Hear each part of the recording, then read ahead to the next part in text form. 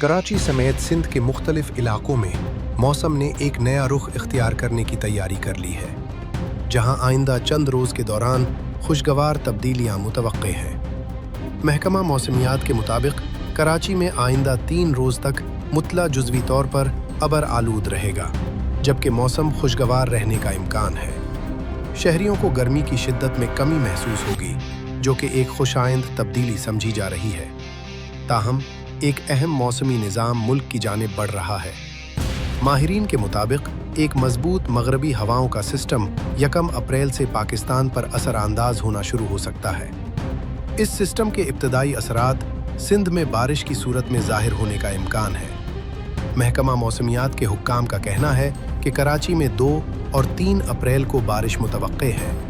इस दौरान तेज़ हवाओं और गरज चमक के साथ बारिश हो सकती है, जबकि सिस्टम के करीब आने पर इसकी शिद्दत के बारे में मज़ीद वाज़ेह अंदाज़ा लगाया जा सकेगा। मज़ीद ये कि ये मौसमी सिस्टम 5 अप्रैल तक मुल्क के बालाई और दीगर इलाकों को भी मुतासिर करता रहेगा। इब्तदाई अंदाज़ों के मुताबिक ये साल 2026 का एक ताकतवर तरीन वेस्टर्न डिस्टर्बेंस साबित हो सकता है।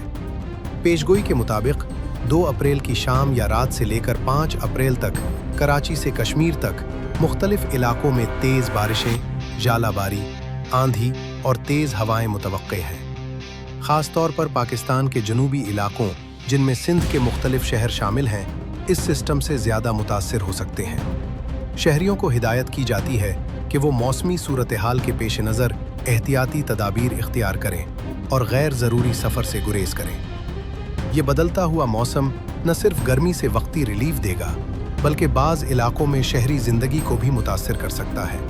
इसलिए मुहतात रहना ज़रूरी है।